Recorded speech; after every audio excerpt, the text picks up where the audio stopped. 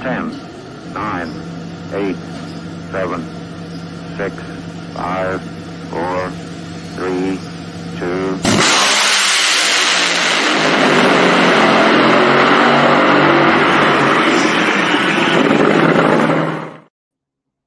And it is live right here on Competition Plus TV and the Facebook channel and the Twitter feed, the Competition Plus Power Hour. I'm Lee Kraft, the Monday Morning Racer, and next to me, sharing the screen, slamming Sam. And we're ready, along with you, to talk drag racing. Man, I am doing great. Been traveling this great nation, covering the great motorsport of drag racing, and it is good to be in the studio. Lee. I heard drag racing was dead. I heard this season has not been the best season of drag racing yet. I heard that 4 wide is killing drag racing. I've heard a lot of things, Lee. I've heard the NHRA is killing drag racing. I saw that comment on my channel earlier this week. Yeah, I mean, yeah. I just heard that. Right. You know, we're not doing good. Not at all. The rain is going to kill. The season's going to be messed up, but we're not having true competitive racing. Like that. I mean, that's the rumor on the street, is that drag racing is dead. I think those type of comments are completely asinine and show ugly insanity of those that have no way to contextualize the good that we have in the sport right now. And you can quote me on that. Somebody put that put that in an article somewhere. You can quote me. Quote me. The guy with the shade said you're asinine. Yeah, I've also heard, Lee, that, you know, controversy and people going back and forth isn't good for the sport. Like someone literally told me that. It always has been. Someone told me that. I don't care what the sport is. I don't care what the realm is. It's always been good. You know, it may not be the way you're going to do it, may not be the way I'm going to do it, but in fact, it is good. We talk more about pro stock motorcycle now, even if Matt and Steve might want to kill each other, which they really don't, but they might want to settle some things. But yes, it keeps the pot stirred. It keeps people talking. Take NASCAR, for example. They go directly back to the, I believe, 79 Daytona 500. Everybody up in the Northeast is in a snowstorm, locked away in their homes, and there's a fight on the backstretch, and it's Kel and Donnie Allison, and then Bobby gets involved, and that moment continually is brought up as like the number one moment that propelled NASCAR. It's good. I don't care what sport. Drag racing is good. I want staging duels. I want burn downs. I want starting line officials to become characters. I want people attempting to break the rules and getting caught and controversy there. I want it all. Give it all. It's all good. But Lee, before we even go any further in all this drama, controversy, whatever, first of all, we need to thank, like that, a comment right there, Drag Racing Central. Thank you for being a part of the Competition Plus Power Hour, chatting it up with us in the comment section. If you guys tell us what you guys think, like, share, comment, subscribe, do what you need to do so we can get the word out that the best show on drag racing going to be here tonight. We have Mr. Scott Palmer and Al. I do not want to mess up his last name. I've been trying all day, Lee. I've literally been trying, and I'm Segrini. like, dude, I'm gonna Segrini.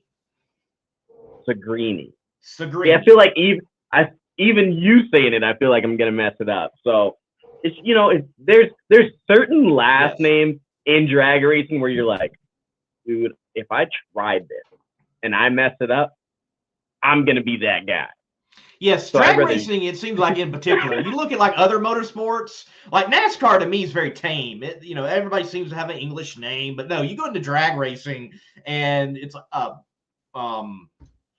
yeah. Could you spell that out for me? You know, so Hey, I'm looking forward as Bobby, you know, types in, says just call him Al. I'm looking forward to talking to Al. Man was a trendsetter, drove very popular cars in the day. He is a winner in the NHRA. So, and I've got some photos we're going to share later when we got him on. Just complete badass, if I may say, of his day. And yeah, looking forward to talking to him of then and of now. And then I think we have the drag racing showman on later in Scott Palmer, a man who seems to have drove it all. And he is a showstopper, a showman. He will do it all. Like, we'll talk a little bit of Nitro Chaos, I'm sure, with him later on. Last year, he goes out there and does a full track burnout and resets the Eddyville track record. I mean, the man's just a showman, and I'm looking forward to chatting with him on all things drag racing. But see, okay, Lee, we dove into the controversy, right? But now I want to dive into something.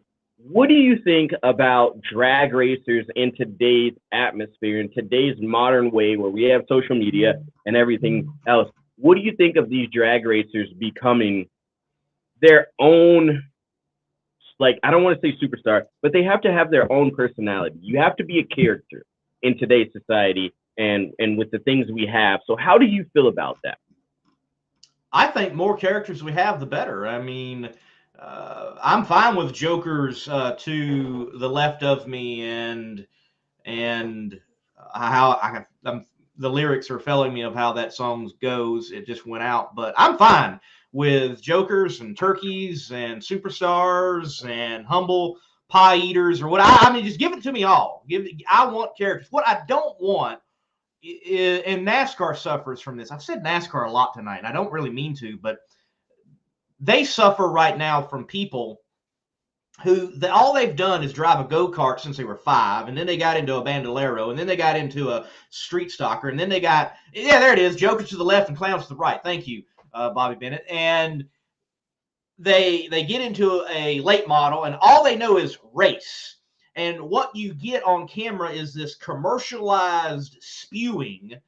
And I'm sick and tired of it. I want Steve Torrance with the double guns, and I want, Clay Millican smiling and energetic. I want John Force rambling on. I want characters. And I think characters is what we need, and we got to have characters. And I'm glad that we've got some of them in the sport right now. We need someone like a Larry McBride. What he did to how he carries himself, it's like it's two different things, and it's shocking and it's wonderful and it's beautiful. We need characters. Look, Alex Laughlin put out that little reel. That's exactly where I was going with it. And it's like, how does it go? My money don't jiggle. Yeah, my money. It folds.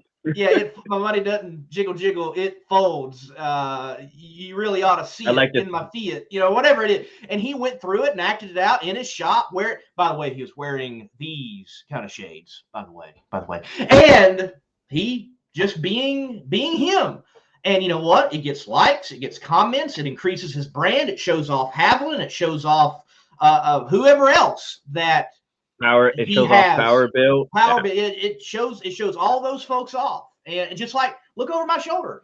Right now, he's getting more plugs because he did something different and put people's names on a Pro Stocker and a Top Fuel Dragster and sent that poster out, and he's getting a plug right here on the Competition Plus Power Hour. So he's just done things differently. And hey, that's kept him in the game. Whether it's Pro Stocker, Pro Mod, or Top Fuel, personality does sell, as Drag Racing Central says. It is true. Give me personality.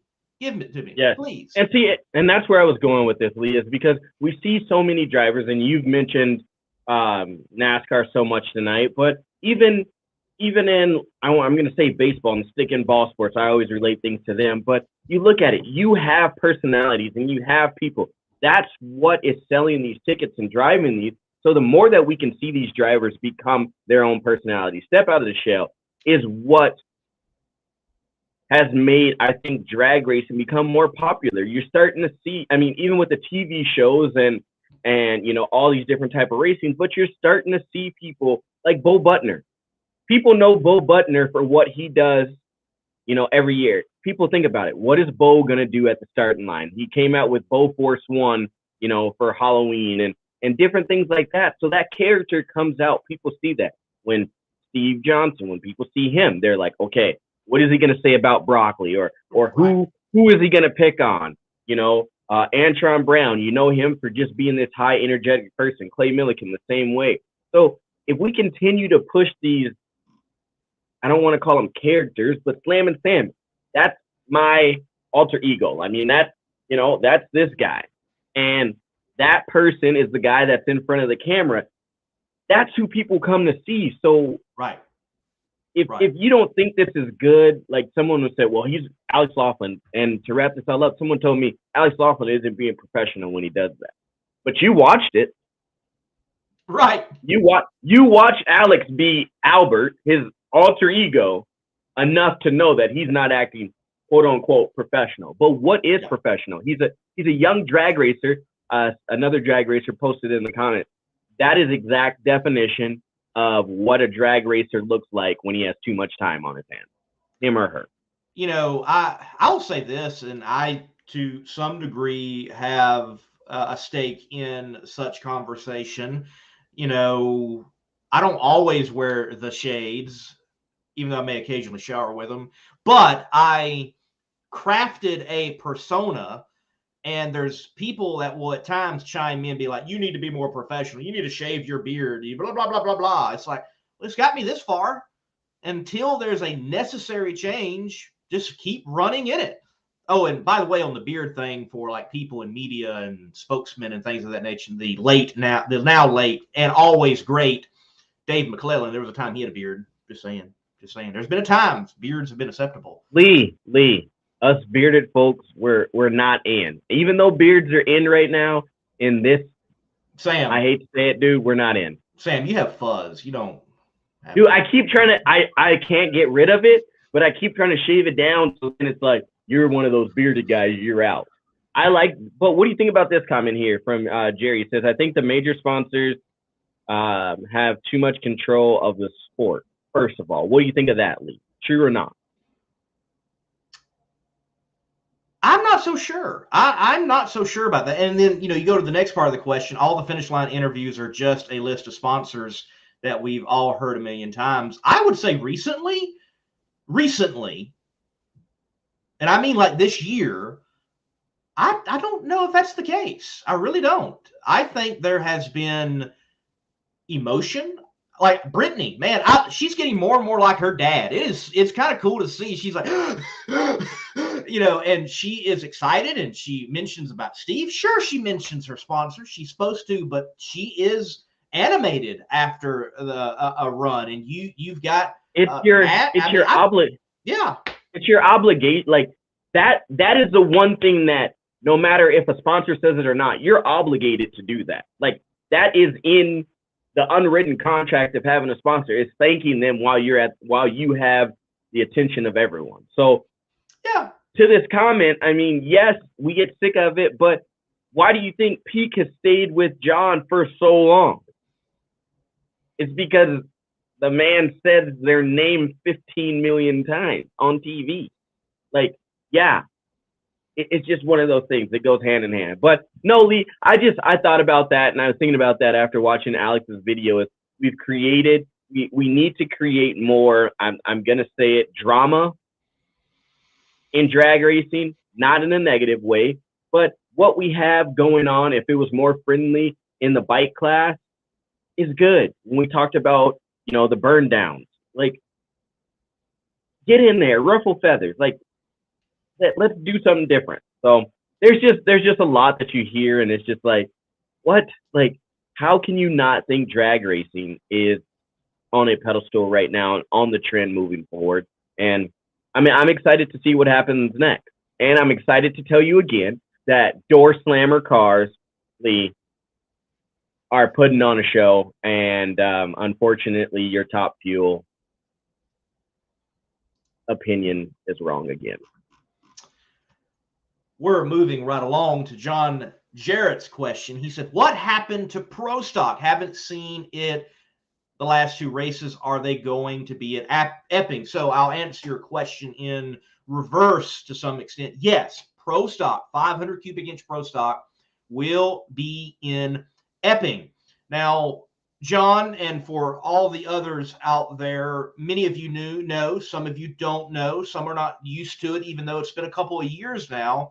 Pro Stock does not run the same amount of races that the Nitro teams run. They run 18 races within the Camping World umbrella and the NHRA Camping World season.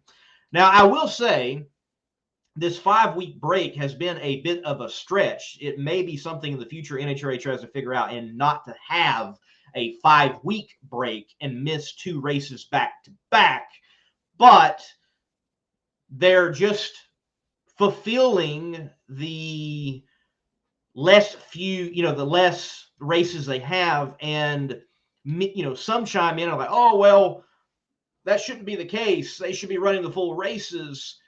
It has helped the class. It has helped the class. And you cannot deny that. When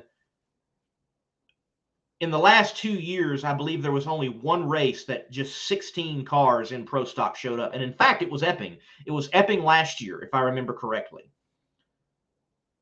So you've had that class regularly have over 20 cars attempting to qualify.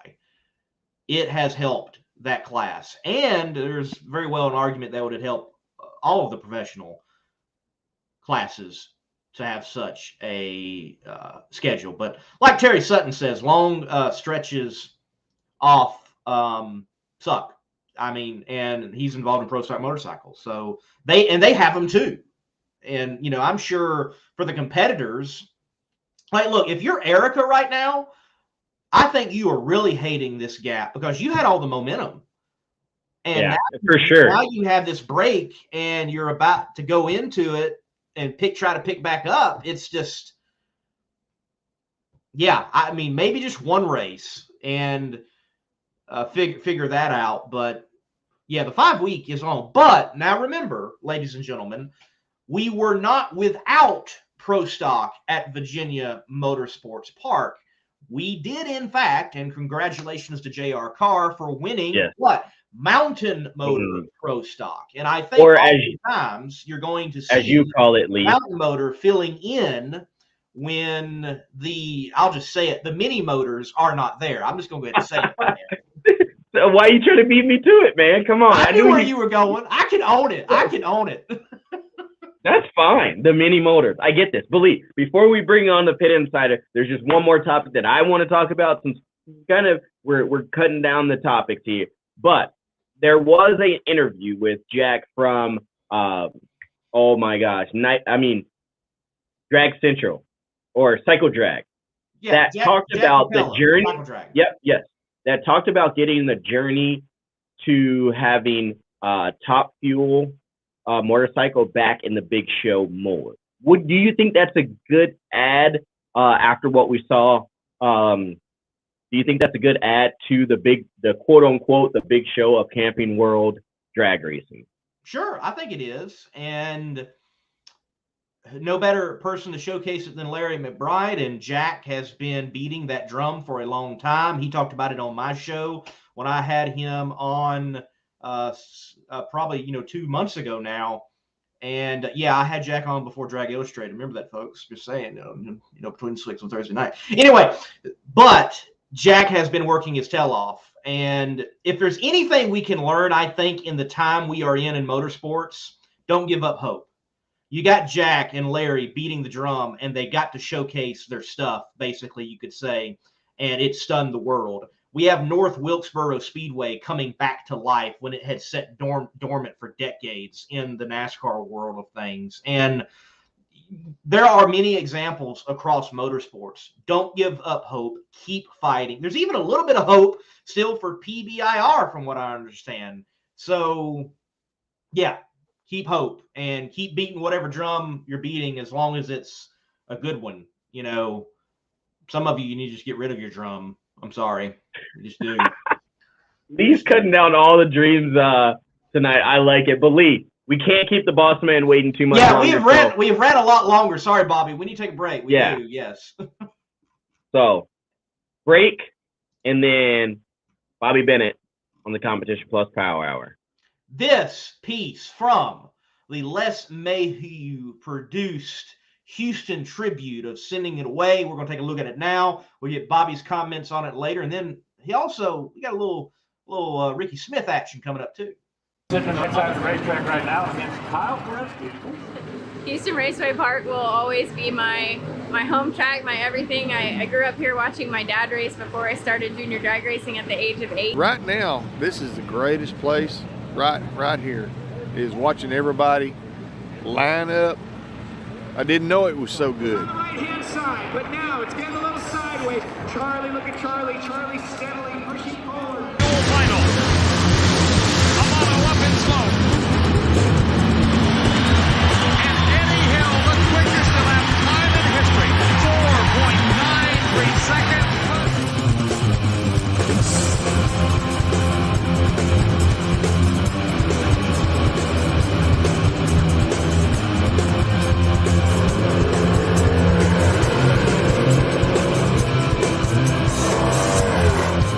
Never have we seen an onslaught of numbers as we are here at Houston. Mike Dunn, hang on to your helmet, buddy. 297. All right.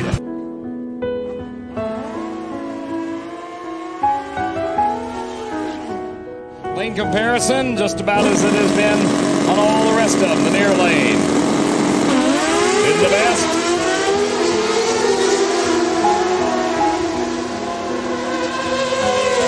Well, if that one doesn't give you goosebumps, I don't know what will. Remarkable accomplishment by David Schultz. When I left Brainerd, I wasn't positive that I'd ever race again. But chemotherapy's going well. You know, things are coming right along, and this is the best therapy I could ever have. Oh, Bobby. Wow. I still get goosebumps every time I watch that. Good piece. And the whole piece is much better. Oh, yeah. Yeah, that was just a couple of clips from it and everything. So, guys, not a whole lot's been happening out here on the racing world, but there is some stuff going on. Earlier today, or late yesterday, the announcement was officially made that the Nostalgia Top Fuel cars, the AA Fuel Dragsters, or their group known as the All-American Fuel Dragsters, will be racing at St. Louis during the Midwest Drag Racing Series event instead of going to Bowling Green for the Heritage Series event. Basically, they came out last month with a statement that said a boycott was imminent. And what I hear is that the group wanted the NHRA to adopt a 16-car field that they were going to pay for. And it wasn't the money that was the problem, is what I'm hearing. The problem is that to basically double the size of that field was going to force them to rearrange the schedule, actually kick some cars out of the event to make room for them. And one of the things that NHRA reportedly said was that we can't do it this year, but next year is a very real option. And the group did not want to do that. So therefore, not sure how many. I believe we'll have maybe a handful, if that many, fuel cars at Bowling Green, and the AA Fuel Dragster group will be running an 8th mile in St. Louis. And in this case, I don't think there's really any winners here. No winners. And the biggest loser is the fans that have supported that program for all these years. And I don't know. I think this deal will have ramifications for years to come, especially with everything that's been going on post-COVID with the Heritage Series and all the tension. I think there's going to be bad blood for a while here. So I can definitely see that. Yeah, I don't think that there's ever been a boycott that's came out with everybody singing Kumbaya afterwards. It took a while to fix it. Right. So, right. That's what I got. You're a extremely niche class, and basically the NHRA is Heritage Series has played this to guys, and I understand what they want to do. They want to grow their program, and I can't fault them for that. But I just wish that all sides could have come together better. But that's just my opinion. I've been known to have opinions. Yeah, it is. It's sad that this one didn't have some type of middle ground, and the decisions have been made that have been made, and we're just going to move on from here. There's I don't think the NHRA was wrong. I don't think the competitors were wrong, and they just didn't find middle ground. Okay. You can both be right and both be wrong. Bobby, do you think there's a way, like looking at things proceeding to this, do you think there's a way to, I guess, come to that middle ground a little bit sooner, or is that? Well, the thing is you can't make these kind of major decisions a month and a half before the event. You just can't do it. Right. I mean, that just takes major moves. Now, I don't know if there had been moves to make that happen, earlier than a month and a half. But that's when it came to being right there. But let's talk about badass. You might be badass, but you'll never be Ricky Smith driving a pro stocker with blue jeans and tennis shoes on. One of the good things is that we get to go through a lot of film doing our series of shows that we do for Competition Plus TV, and I was pulling some footage for the upcoming Al Segrini segment, some highlight, and then I happened across old Tricky Ricky just pulling the Linko and doing it with Nike tennis shoes on, and I guarantee you those got to be boot cut Levi Strauss. So, Lee, I'll leave you with this video. You guys will enjoy this one.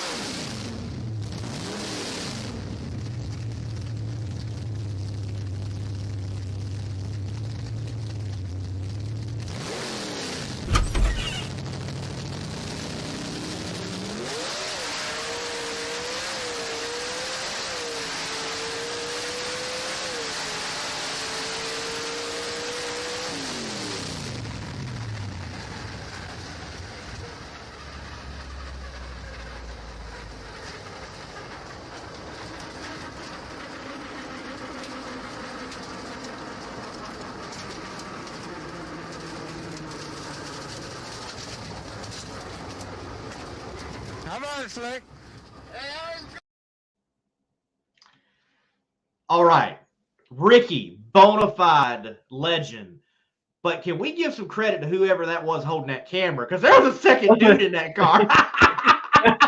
Lee, I'm sitting here thinking, I'm like, this is well before GoPros. Yeah, so, and then I saw the zoom. There was like wide, tight, I'm like, someone's in that car. Lee, I'm sitting back here like, how did they do this? Yeah. And then he said, I'm like, okay. I was going to say, that's well before GoPro. So it must have been a long cord, long extension cord in that car for somebody to have a camera in there doing something like that. You had me there for a minute. Yeah, I tell you, wow, what a clip. And yes, that is not happening today for many good reasons of going down the strip in jeans and tennis shoes and a t-shirt, but Lee, that's false. There, I do sell race car parts. There's two companies out right now that have Levi-looking SFI jeans. They're Boom! full on SFI, single layer and multi-layer, and they look exactly like Levi black jeans.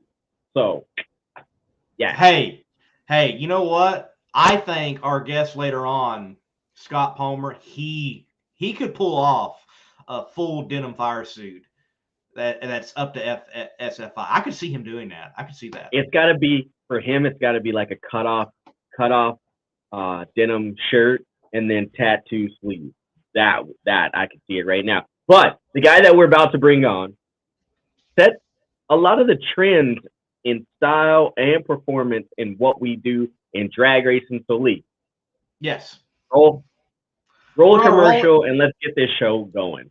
We're gonna roll commercial, and it's highlights for Al Segrini. Again, all of this brought to you by Weldon Pumps. If you need a pump for your ride, and I've seen Weldon Pumps on Southeast Gasser cars all the way to Pro Mod, and they build stuff for airplanes. I can't say it enough, folks. You don't want your pump failing on an airplane. If they can do it for airplanes, it's good enough for your drag car. But right after this highlight, Mr. Al Segrini, we're going to have him on and chat with him. I'm looking forward to it. Racing against the Massachusetts product, Al Segrini. From Easton, Massachusetts, Segrini brings his 81 Omni-bodied car to race against this 1980 Pontiac Trans Am body. Sun is settling down here at Pomona. You can start to see the nitro flames coming out of those headers on Dale Pulley's car in the near lane. 1,800 pounds of fiberglass and steel in each lane. Two-speed transmission, a beautiful start. But look at Al Segrini. He's headed for 2 in a row. Al Segrini explodes. Segrini coming over in Pulley's lane. Pulley drives away from him. It looks like the 4th of July in Al Segrini's lane. So for the second year in a row, a flaming final round victory, Al Segrini. Well, it's getting crazy, isn't it? Huh? Same as last year, repeat. You know, we had problems just before we pushed out with the clutch. And I said to Joe, something wrong in the bell housing. I did the burnout when I stayed. I had trouble getting the reverse. I knew it was dead. I said, well, I'm going to have to gamble. And I pedaled her one time and got back in it. And then just for the lights there, it went again. This is getting crazy. Al Segrini of Silver Springs, Maryland. In the left lane, Leroy Goldstein of Mission Viejo, California. He'll be driving a 74 Satellite, a good burnout. Al Segrini kind of losing himself in the smoke. Well, this certainly is an impressive team effort that you have given us here this weekend. Cost a lot of money to operate this type of racing team, doesn't it? Well, definitely. This type of racing, if you're going to race on a caliber that we do, you have to do it. We were fortunate enough to have a sponsor. Looking out of the corner of my eye, I'm smoking the tires. I won't lift.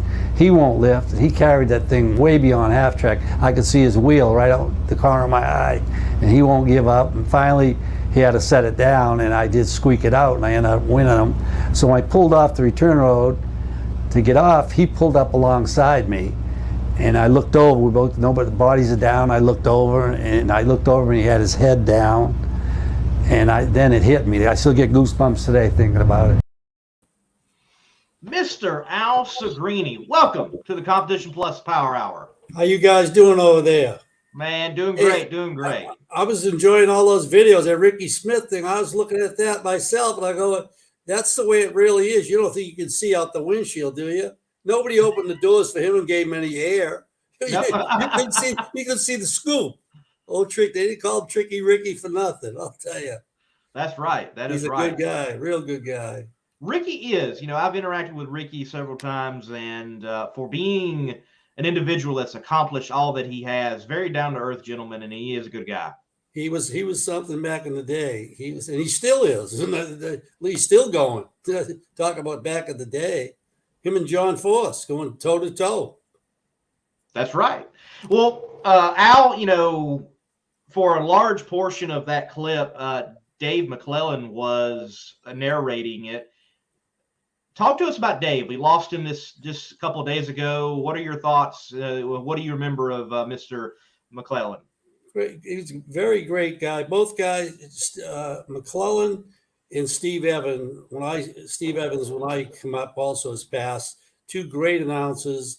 McClellan had a golden voice. It was something about, even when he spoke to you, he gave you the chills. Really a great guy, missed by all. And back in the days I raced, it was Steve Evans, McClellan. Those were the two men. And you mentioned it right there. You said back in your day, and then you said, you know, how Ricky was driving, and that's how things really were. When you look at how you said things really were back in the day of driving and today's driving, where do you think the real drivers, and I don't mean this with any disrespect, but where do you think the real drivers may have fell off? Well, I think when we'll go back when I drove it, a driver had to do a lot. The driver got hired by his ability. Back then, there was no computers. The driver had to be the computer and make good decisions going down the track. And they had open valves, closed valves, reach down and make a shift about half track with a manual transmission, no air buttons. You had to manhandle the shifter and shift it. And meantime, it's shaking its guts out. It's a blurred vision most of the time. And so you had to do a lot of things. When they progressed up to the direct drive, and then the slider clutches, the lockup clutches came into play, the computer, and the crew chiefs got really slick on tuning these cars. I take my hat off to them nowadays. I watch Jimmy Prock over there and Force's thing, and it's amazing what they can do. And the driver, I think, you know, to see these drivers, they've asked me would like to take a ride in one. And I tell them I'm not interested. You know, it's just, that's how violent they are. People don't understand how violent these cars are, especially nowadays.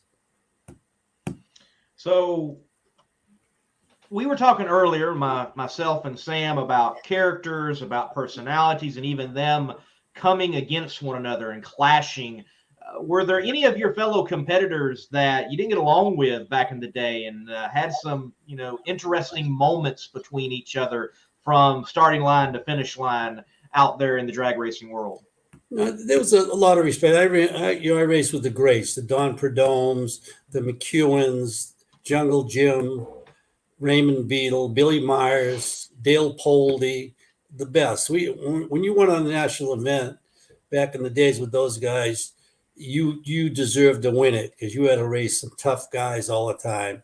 And as far as getting along at the races, we were staging. It was racer against racer trying to win. But during the day, fun. We went out to dinner together, drank together, had fun together, joked together. The camaraderie was overcome by the competitors. When it come race day, you were a racer, and you'd race guys and shake his hand, or he'd shake your hand, and you know, and that's the way we raced. It was great. Now I see these teams are so restricted. You know, there's so many secrets. Nobody wants to have somebody tell another guy what they're doing in their team. So it's a lot different than when we hung out. Yeah, and Michael just brought up another thing, and I kind of want to dive into that. There's so many questions to ask you and so many things to talk about. But for you, everyone has their opinion of what they thought the best car was and what car sticks out to them and they have in their memory. But for you, what was the one where you like, you know what, that was the car that I really enjoyed? Well, it's hard to beat in 1974 when we debuted the Black Magic car in Gainesville, Florida. And that was my stepping stone of a car. That car won every award there was at the Gainesville. It was the first funny car in NHRA history to win Best Appearing Crew and Car Award. No other team had ever done that. And that car set the bar really high. When I brought that out and with the guys with the uniforms on and black Levi's slacks, and nobody seen anything like it. And someone told me that Wally Parks, the day we turned the corner to make our first run in Gainesville, Wally come up to the glass and he told all the people in the tower to come over and look down at this. He says, look down there. That's the future of drag racing. So that meant a lot to me, the respect I got for trying to bring the team to another level. And look what it's turned into today. I think I was a little ahead of myself.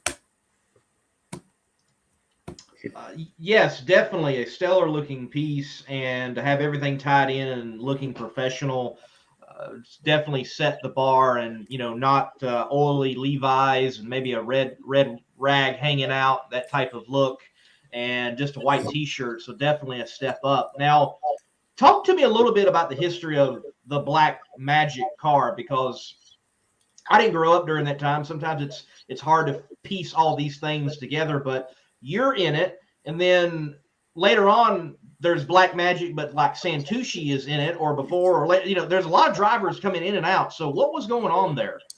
Well, I'll give you a little quick history on it. When I built that Black Magic for Jim Beatty out of ATI, he decided he wanted to go funny car racing. So I put that old car together in California. Kenny Youngblood did all the artwork on it. I assembled the whole car with me and Jim's brother, Archie. We assembled it and brought it to Gainesville. He'd never seen back then there was no phones you took pictures of, nothing. It was, so when I brought it to the hotel in Gainesville, and Jim was at the hotel and we were out in the parking lot, we opened the door and unloaded it, and Jim saw it and he got in tears. He couldn't believe that car was that beautiful, and he owned it. And it turned out, as far as the driver situation, what happened was Jim, sometimes you can create a monster by doing things. And when I built that car, and it was very successful, it didn't only look good, it ran good. We had a great crew, the late Bill Barrett, great tuner. And with my driving ability and his tuning ability, it just came together. And it went good. So one day I get a call. The ATI's in Silver Springs, Maryland at the time, and I lived in Boston, so I had went home for a while. And Archie, Jim's brother, calls me and says, "Al, you're not going to believe what Jim's doing. He's in the garage, and he's moving the motor in the car forward because he wants to build another car to race you, and he's going to hire Pee Wee Wallace." So I said to him, I said, "Where's he got the motor right now?" And he says, "It's up by the fuel tank." I told, "That's where I'd leave it, right there." So lo and behold, he moved it way ahead and built it, and he built the Black Stang. And that's how it came about. So we started racing with each other, and I kept whipping him. I would whip him all the time, and it was killing Jim that he couldn't beat me in the car. So that's how that came about. So one time he called me and he said, "I'm going to make," he wanted me to go to, the car was an ill handling car because it was too nose heavy. It bounced, front steering was terrible. So he took me in the office, said, "I want you to come out to Budds Creek and I want you to drive the Black Stang." And I said, "Well, I'm not going to drive the Black Stang because first off, I know what's wrong with it. And secondly, I don't want to embarrass Pee Wee Wallace. What if I did get it down the track? I don't want to embarrass a guy that I respect. So I won't do it." And that's how I ended up getting out of the car. Jim says, "Well, I got to let you go." And that's how it happened, cut and dry. And then I think he put R.C. Sherman in it for a little while. And then he sold it to D.A. Santucci, I'm pretty sure. That's how that came about with all the different Black Magic. But to this day, there'll only be one. That was the one I debuted in Gainesville, Florida. And I tell people that the rest are imposters. No, and I mean that, and it's great to see you still have people chiming in saying what they think their best car is or what they still have their opinion is. But when it comes down to it, there's one that everyone enjoys, and it's good to see that you have that one particular one that stands out for you. Yeah, that was my favorite. Like at the time, we were offered all kinds of money to come out to the West Coast, to go to Brainerd, and we never went that far out there. But they opened the checkbook like it was crazy numbers back in the day to come, and we wouldn't go that far out there, but because they wanted to see it in person, they wanted to see. We went out to the Winter Nationals with it. There was an unbelievable crowd around it because they wanted to see it. Seeing it in a magazine and all that, but to see it in person was something to see. And it was just a great car. But I have a lot of respect for the Super Brute team I put together with Fabergé. That was my number 2 car, and it was good to see. I started from scratch. We didn't. When I got that deal, I didn't own a spark plug, and I put that program together with Fabergé, and I told them first year, I forget what kind of money it was, but I told people that when I put my foot in that door's never closing on me again. And that's how they came about, the Omni, and then we got a Pontiac sponsorship with the Trans Am, and the car was successful. And also it was, a trendsetter, everything immaculate. We built the truck and the trailer truck we bought, but that trailer was built in my yard in New England in the dead of winter outside. And we debuted it in Atlanta, Georgia, the first time we took it south. And Raymond Beadle, who owned Chaparral at the time, came over and looked at the trailer, and he goes, "Do you know what this trailer would be worth for me to duplicate?" He said, what was really nice of him to say that, because all the hard work my brother did and all the rest of the team working on that trailer out in the dead of winter with heaters. But like they say, there's no greater will than a drag race's greater will, because if they want something, they'll get it. And I have a lot of respect for these guys trying to still make it in this tough market right now. And it's in their heart. I know what they're feeling, because once you get bitten by drag racing, it never leaves you.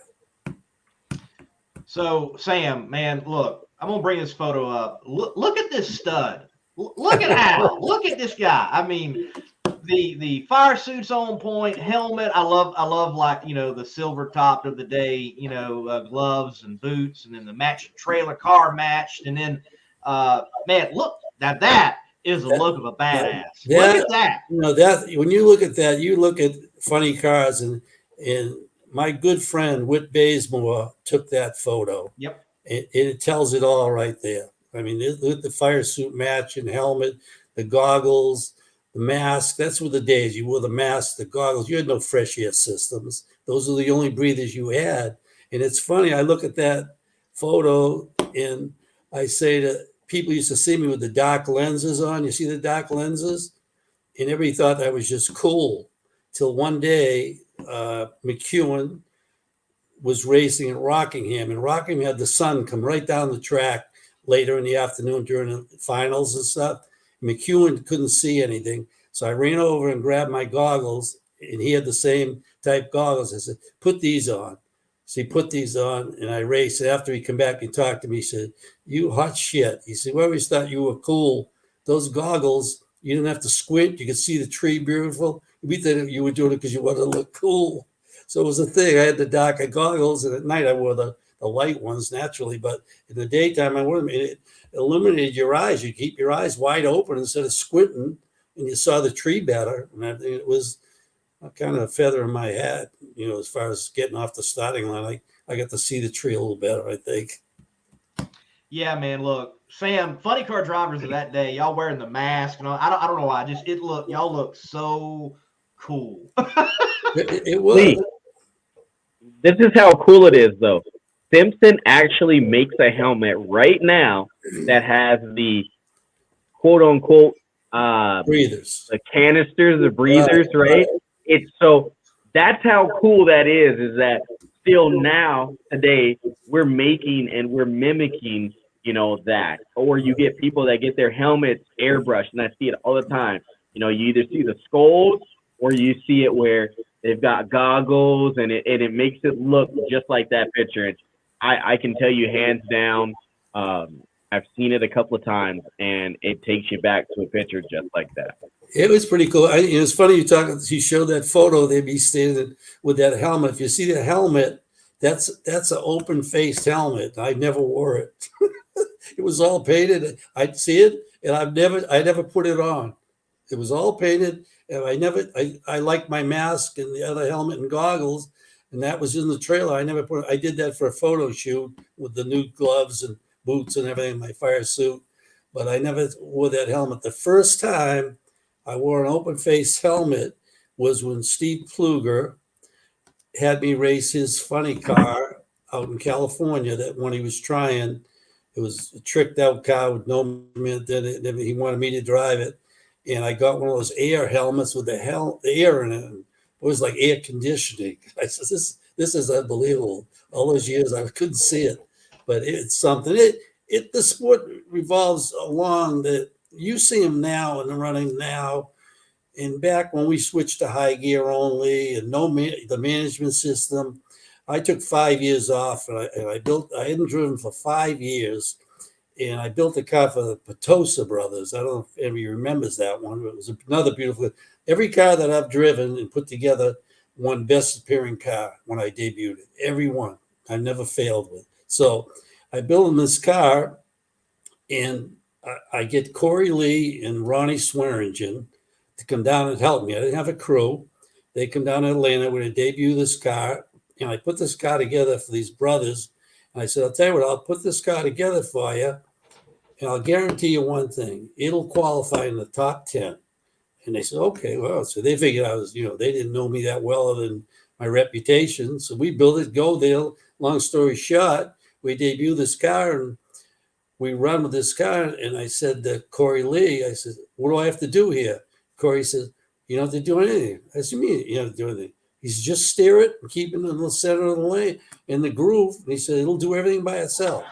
Are you kidding me? I said, okay. So we whistled it down there. And on our third run in the car, it run low ET and top mile an hour of the race and qualified number 1 till force bumped me to number 2. So these two brothers were sitting in the car. They were twin brothers sitting in the stands, and they couldn't believe it was their car running out there. And did real good with it. And after the race, I went back to New York, spoke with them about continuing what they had to buy for equipment to continue. And they said they couldn't afford it. And I got up and I shook their hand and said, okay, well, thanks for the opportunity. I did what I said I'd do. And you did more than that, he said. I said, but that's good. So they back to building a monster, creating a monster. They thought they could just throw anybody in it and get it to work again. It never did. They burnt it to the ground after a while. But that's the way it goes. That's the sport.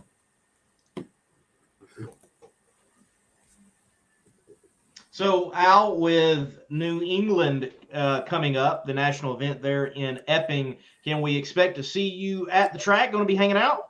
Oh, I'll be going up for sure. Yeah, I've already got plans to go up for the weekend. I hang out with John Forth. I hang out.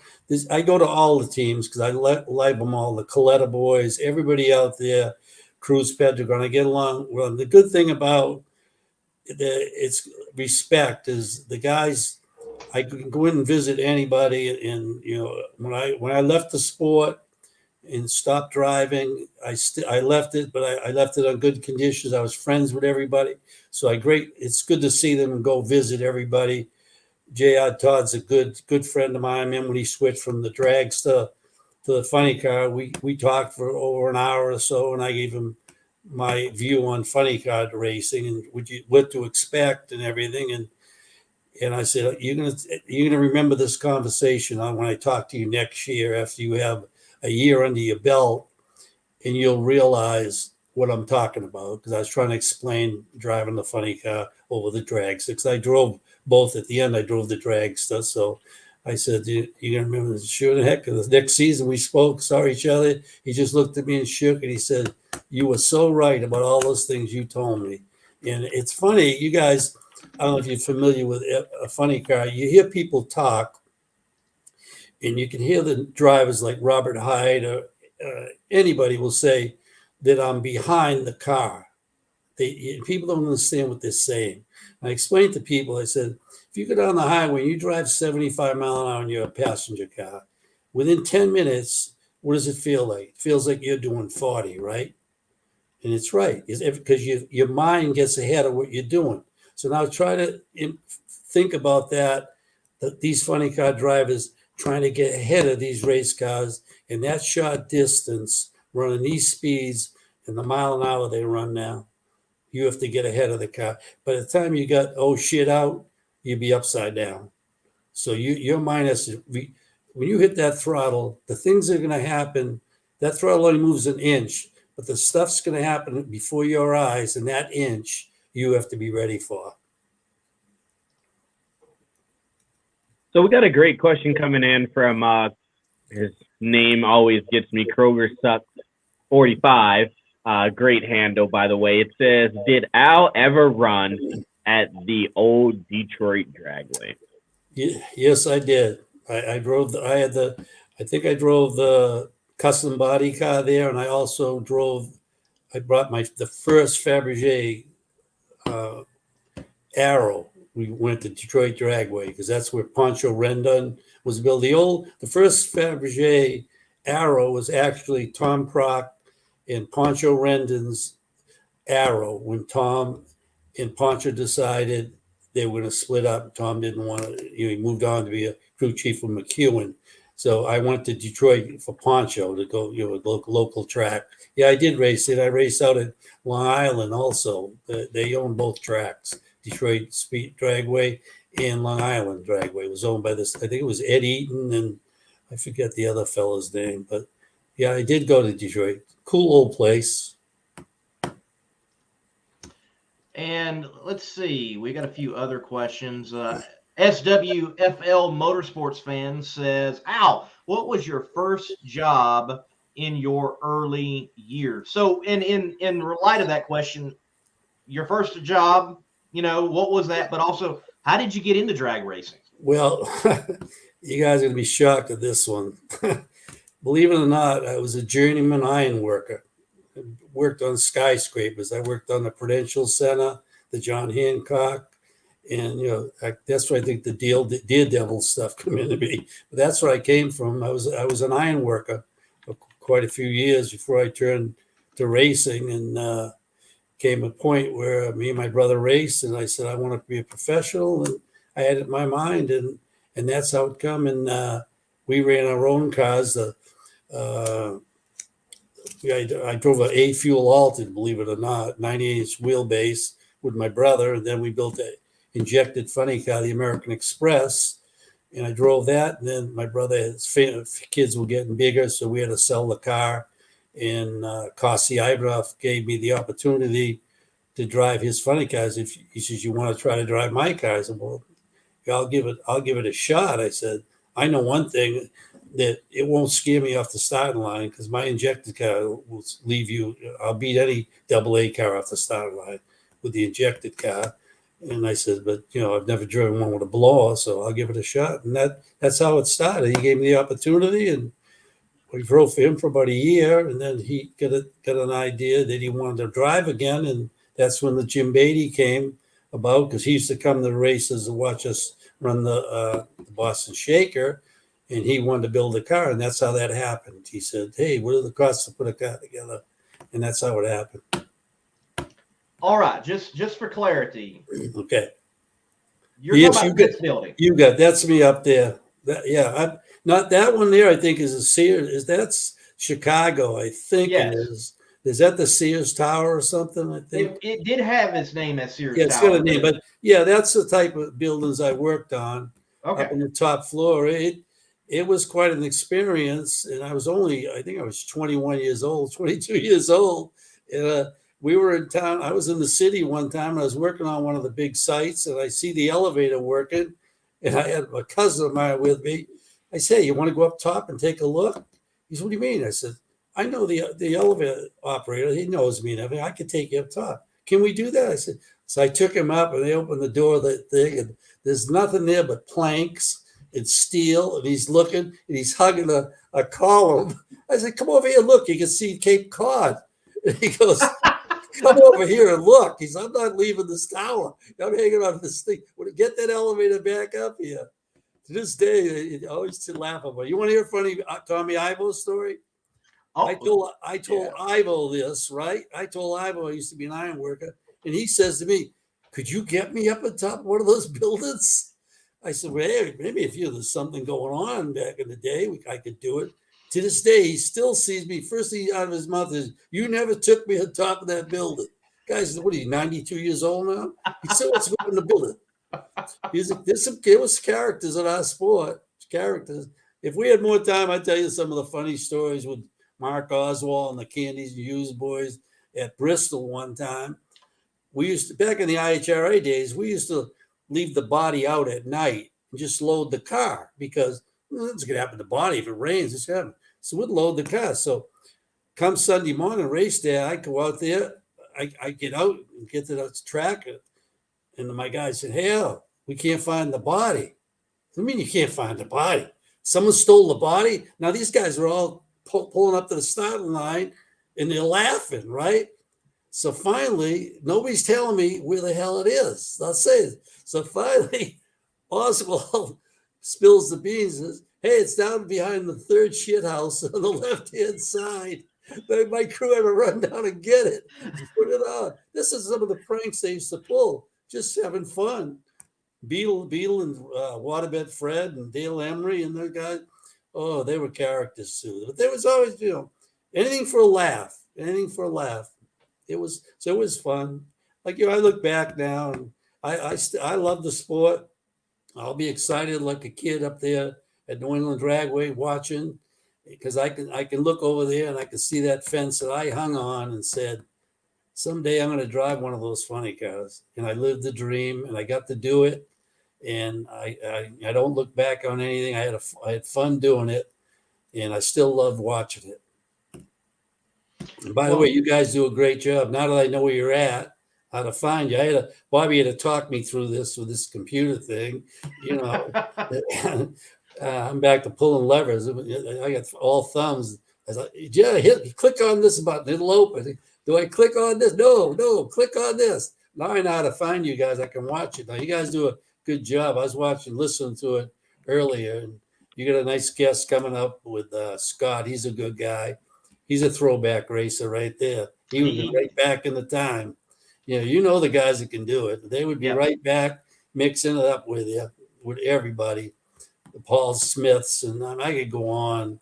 With Bazemore, he's a heck of a little driver too. He had a lot of bad luck, a lot of fires and stuff. And you watch those videos like that one at Paisano's car. That all those sparks were inside. The clutch came apart. It wasn't outside. It was all in where I was. I didn't see anything. It was pouring sintered iron. Those were the discs coming apart with the titanium. I couldn't see anything. And then the bad thing is, the year before is when my Super Brute in the lights, it snapped the camshaft. And that's the biggest fire. That's 40-something years of racing, 35 years of racing. I never had a big fire, and I've seen some horrendous fires, horrendous accident. And that was my first big one. And it peeled the dashboard right back on me. I never seen that much fire heat. I thought I opened the door of a boiler and jumped in. They said it gets hot in there. It gets hot in there. Can only imagine. They just quickly, I'll tell you a quick one is Bobby Bennett. We were talking one time. I said, how would you like, can you imagine if Roy Hill, Ricky Smith, Waterbed Fred, me, all these characters got at a table and started bringing up stories that we remember? Can you imagine what that would be like? It would be hilarious. It would be. I know. I would love. Bobby has the resources to do it. I would love to do it myself. But they did this. They did a like NASCAR Legends, and they set Kel Yarborough and David Pearson and Petty, just like 50 guys in a room, and they were just all telling stories, and it was all filmed. We need that with drag racing somehow. Get everybody together. I agree. And just start shooting it. Another good highlight. I know you guys got to go, but a quick one was we were doing it like you were saying. There's like 20 of us, 10 of us in a row doing a Q&A thing at Pomona one time. Bernstein was sitting beside me, and some would come up about that first 300 mile an hour pass, and I could say, it was in the other lane. It was me, because I was the runner-up. I got a bird's eye view on that. A lot of people don't know that. I got a lot of good views of other people doing great things.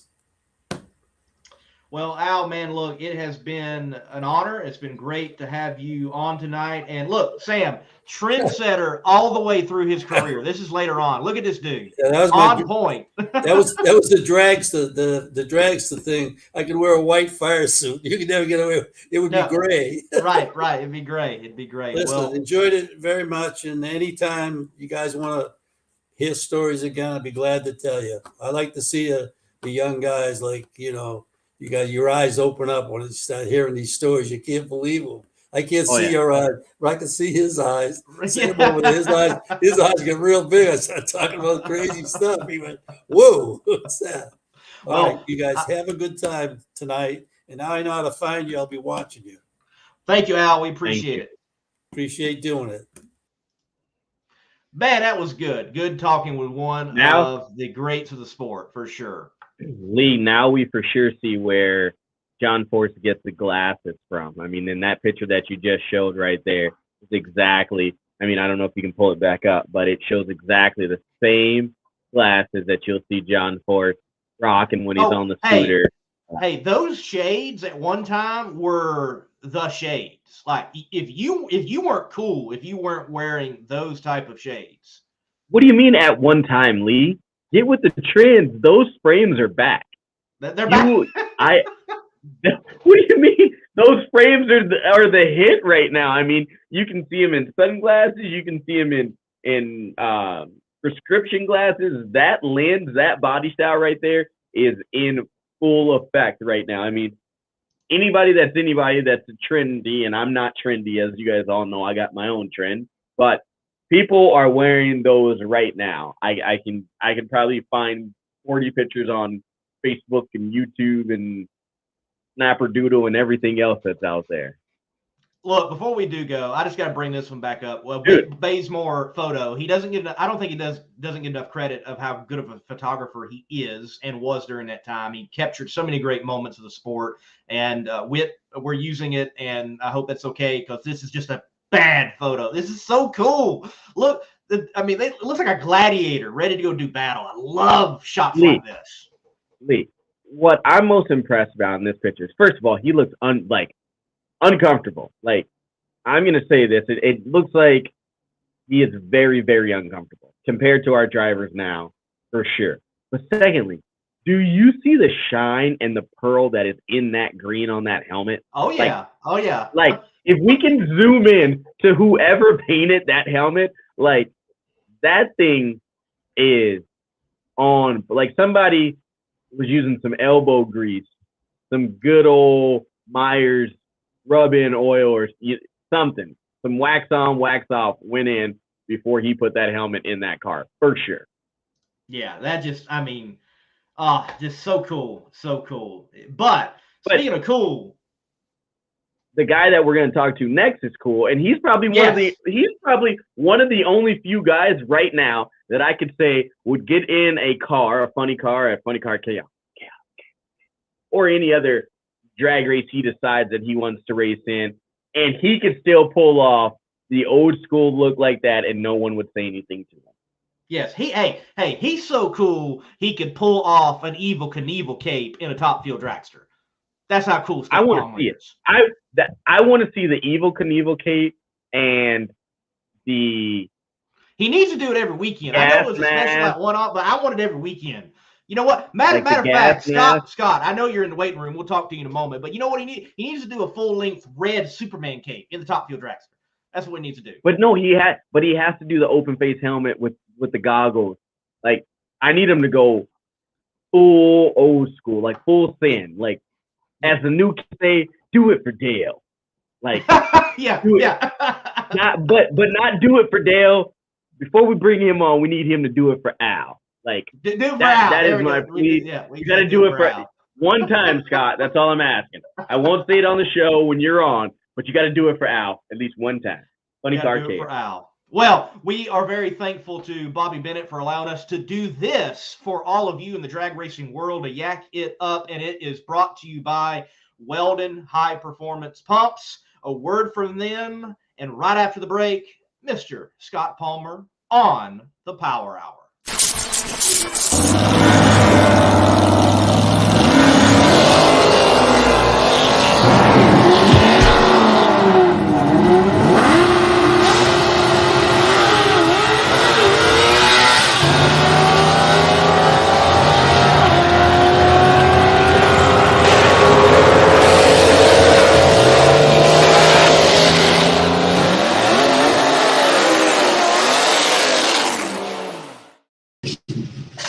Scott Palmer, welcome to the show, man. Hey, thanks for having me. Man, it's good to have you on. And before we go any further, there's a lot we can talk about. Are you? But do it for Al. do it for Al, but are you going to be at Eddyville at Nitro Chaos to defend your title in something? You know, I'm not real sure about that. We've talked about it, and I've talked to Chris Graves about it, and there's a lot of racers going. If there was a few more, you know, NHRA Top Fuel cars going, I would probably go for sure. But not that I think it's easy, because actually Brian should have beat us second round because we had a failure. But you know, I'd like to see someone else win it, and it's just, you know, Dusty Hunt's trying to get his car ready, and he's got an NHRA style funny car, and he's parts are hard to get right now. So I told him I would, if he needed something, just to holler at me, and we would make it happen so he could go, and we'll just watch the car count and see. You know, I mean, it was one of the greatest times I've ever had at a racetrack, and all those racers deserve to win that race. Every single car that pulls on the property. And if you have a car that burns 80% nitro or more, you need to load it up and get your ass to Eddyville. I don't understand why everybody is not going. They should have 30 cars going to that.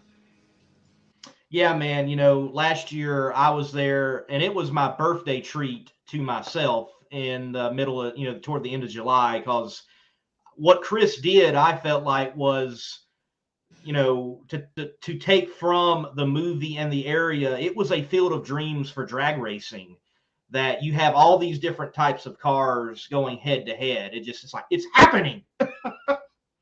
It was a once in a lifetime deal. It's kind of like Funny Car Chaos whenever they do it at the Motorplex and there's so many cars. But you're talking Nitro Chaos. This is 80% nitro or more. These are badass cars, you know, pulling in the gates, and to pull in there with all those guys was just an honor. And before we brought you on, we were talking to Al, and he said what of a stand-up guy that you are, and you know, the things that you're doing. How does that feel to have a legend like himself know, first off, who you are and what you're doing, and then secondly, to give you that kind of credit to say, you know, that you are this kind of person? Oh, that's a huge honor, because guys like him, that generation, those guys were doing it for the love of the sport.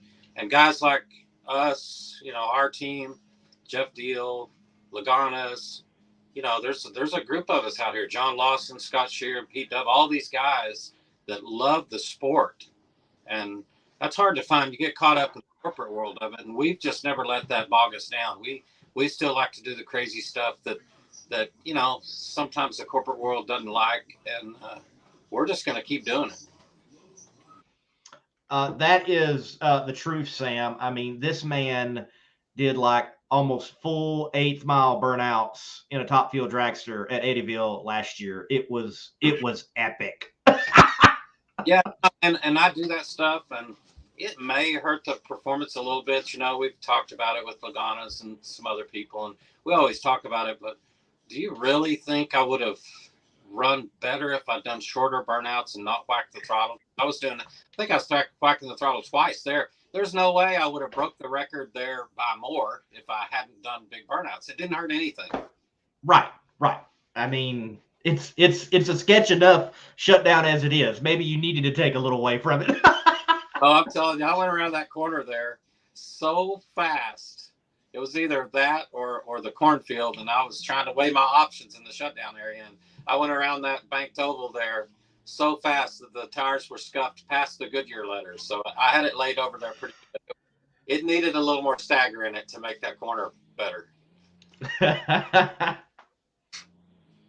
But see, that's what it's about, and the, you know, people are commenting and saying that's why you're awesome for the fans. That's why people appreciate who you are. But a lot of people, you know, always when they're walking the pits and they're like, man, no one does throttle whack anymore. But every good once in a while, I've caught myself doing it, walking in the pits, not paying attention, and you walk past you guys' pit, and the good old whoppa happens. What is it to you that it means, and why do you keep it alive? Well, you know, 20 years ago, whenever I first went to an NHRA race, everybody did it, and the fans just ran pit to pit. When they hear a car start, they knew they were going to whack the throttle. And then about the time, I always said, if I ever have a respectable run, top fuel dragster, I'm going to start whacking the throttle. Well, you know, the first 10 or 12 years of my career was less than stellar. So, you know, I was just, you know, you struggle when you start off, especially if you don't know anybody and you're just trying to learn as you go. So we didn't do it. But as soon as, you know, we started running better and we got some help and we qualified at the races and we were getting a little bit competitive, then we started whacking the throttle, because some of that's missing. When you go to some of the other series, it's a little more fan friendly, and things have gotten so corporate with NHRA, and I understand they have to, and some of the big sponsor deals you have to do that, but not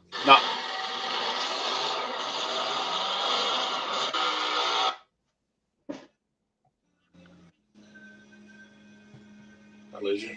No. I heard noise. It sounded like somebody was about to whack the throttle on your end there. I think there's a moment of a little glitch. Okay. I mean, I know Maddie's watching, and she goes with Jay Turner's Top Fuel team.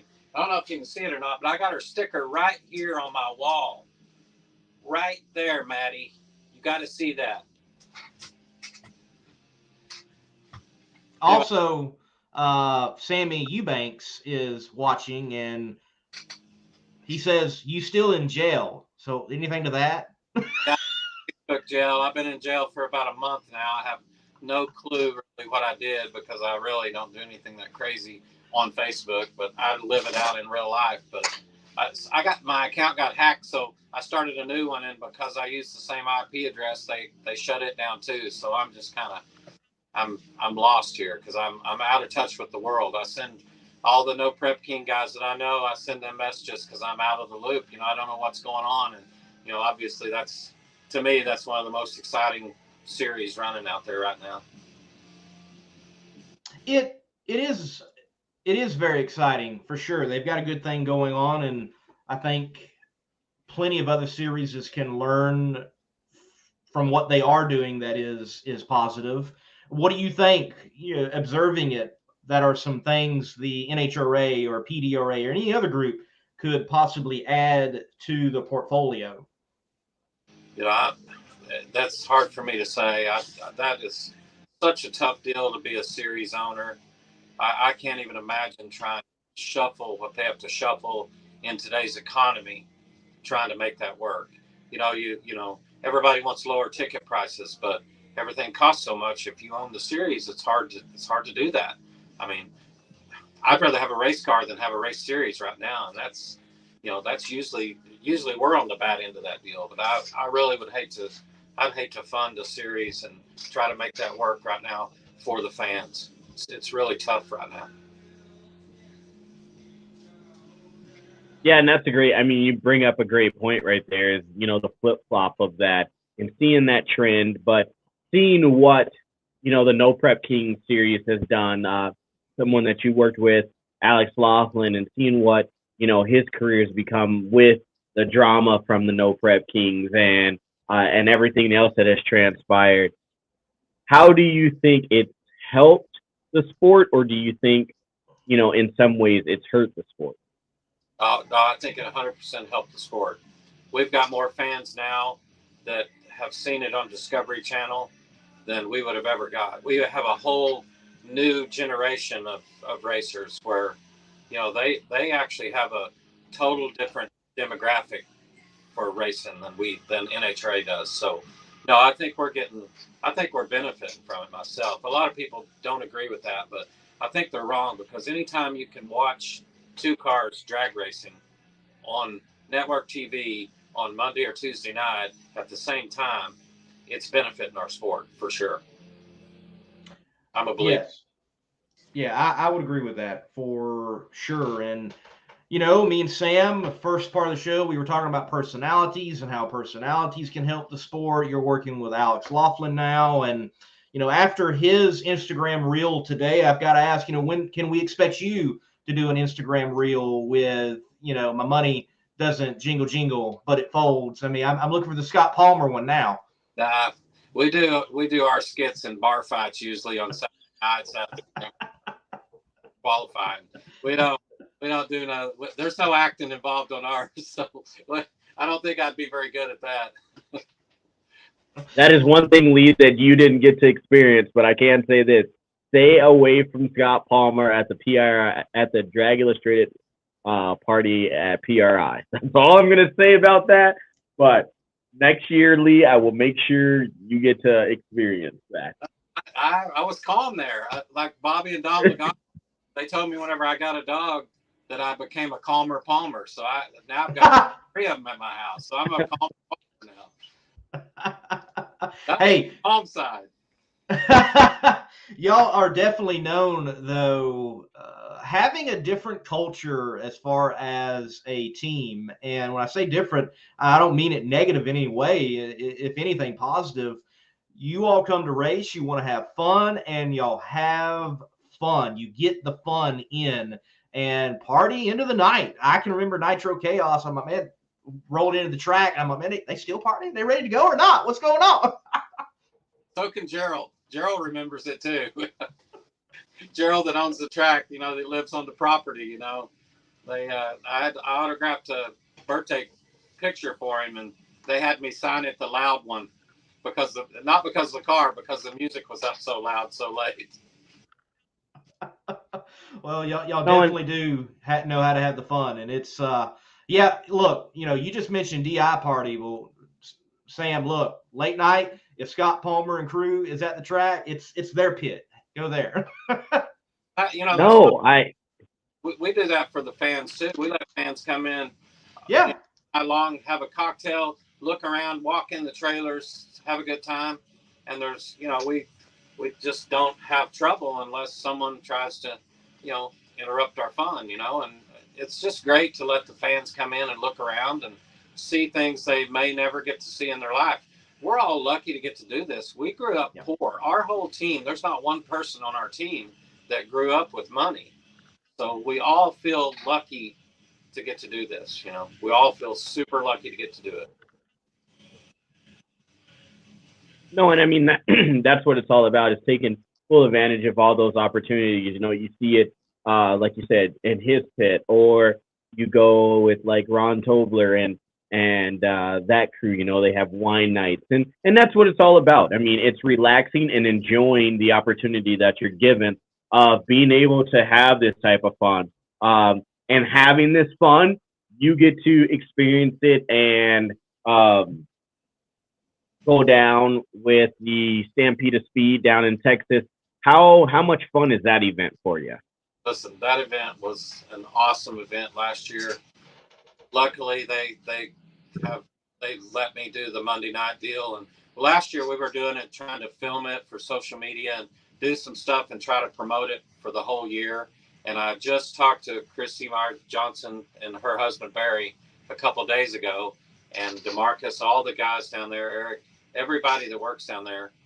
We've all got it solidified for this year too. So it's going to be even bigger this year, because the weekend before starts off with Funny Car Chaos Finals.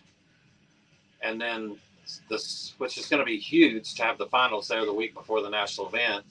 And then Sunday will be a bull ride and a huge concert coming up that Sunday night. And then we'll have our cars on display at the Motorplex during the concert. And that'll be announced the 1st of June. So that'll be coming out who it is pretty soon. It's awesome. And then Monday night is what we call the Nitro Sideshow. And we just have our cars, a lot of our friends and other racers that we book in to kind of do that deal. And we're going to try to get some cool cars again like we did this past year. And we had a great show. Everybody had a great time. Everything went real smooth. And we'll have some good grudge races there. And, I mean, it's going to be a huge deal. And I think this year will be even bigger. But what an honor for them to call me, to have me put on the show. That either means you're doing something really stupid all the time, or at least it's entertaining.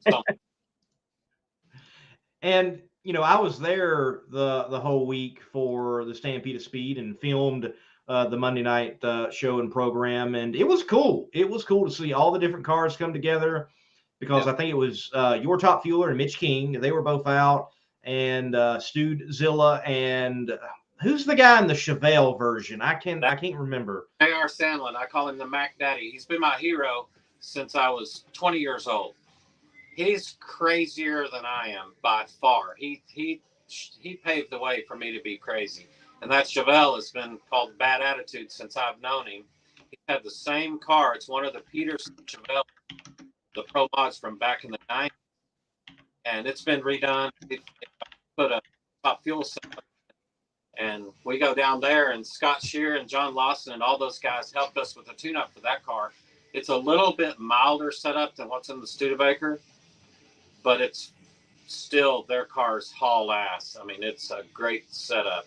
But that's probably the second or third run on that thing. And mine smoked the tires, and he went right down the track, caught us all off guard. The header flames were so big on it that I was coasting down through there just thinking, oh my God, this thing just made it, you know.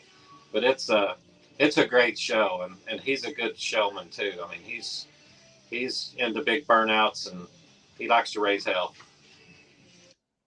So, Scott, this car, the Stu Zilla, from what I understand and what I've heard from other interviews, like your goal is 300 miles per hour in a door car.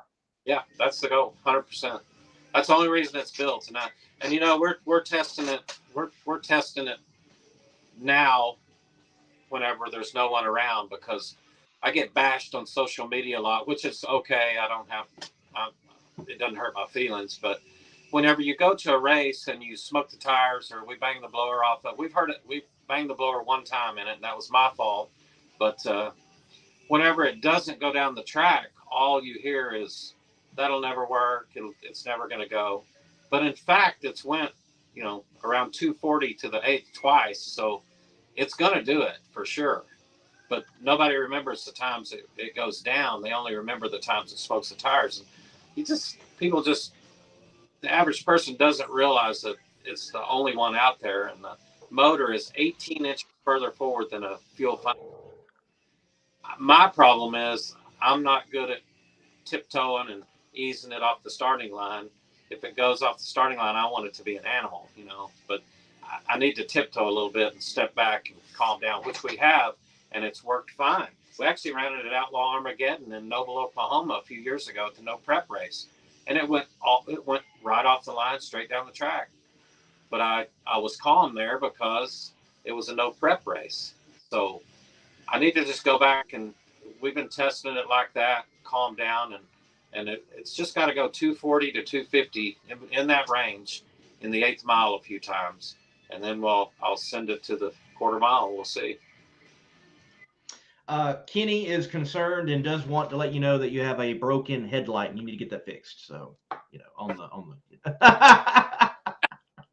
the little things in life that we're worried about, right? All right. So way worse broke on it than that by the time I'm done. All right. So SPR has 2 team rules, I've heard. Word on the street is that there's only 2 rules to the racing program. In a mild version, can you break those 2 rules down to us, please? Yeah. I don't know if I can do it mild or not, but I can do it. It is rule number 1 is don't F up. And rule number 2 is refer to rule number 1. And that's it. Pretty simple. That sounds like the advice my dad gave me. He's like, son, I want to have a talk with you. Told me when I was a kid. Yeah. Yeah. He's like, don't screw up. I'm like, what do you mean? He's like, just don't screw up. I'm like, well, what's the parameters of that? He's like, just don't screw up. I'm like, okay. Wow. That's like nothing. Like it is pretty simple, you know. But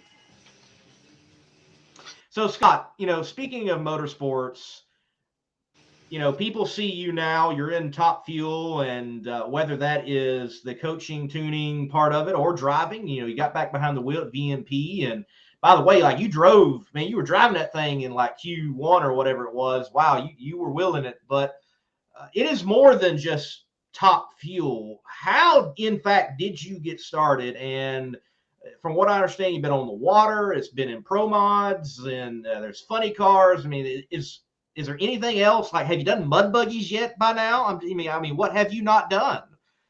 Let's see. I haven't rode a Top Fuel Harley, and Jay Turner and Rex Harris and those guys and Ty and all those guys, they always give me a hard time about it, but I'm not doing that.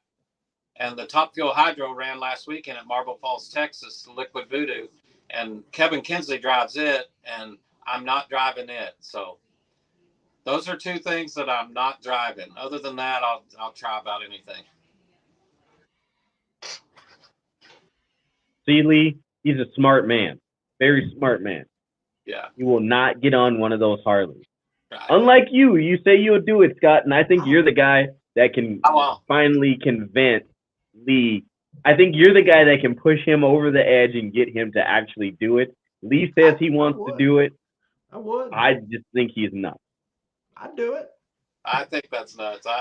Those guys, it's impressive what they do. And I know you had Spider-Man McBride on here last week, and wow, we were there to see that, and that just blew my mind. I couldn't believe it. The Top Fuel Harleys are super impressive to me because I'm a Harley guy. I love Harleys, and they're doing it with a V-twin, and it's amazing what they can do with 2 cylinders. But either one of those deals were just so over the top. I can't even imagine sitting on it when it's running. No way. I'm not doing it. You do it, Lee. I'll help you. I'll wipe the front tire off. I got to do that for Shark. Got to do it for, y'all know him, but anyway, Ricky House. And I got to do that for Ricky House one time. I thought that was cool, but I was nervous because I'm wiping the front tire off, and that thing is bouncing off the ground while it's rolling into the water box. It was insane.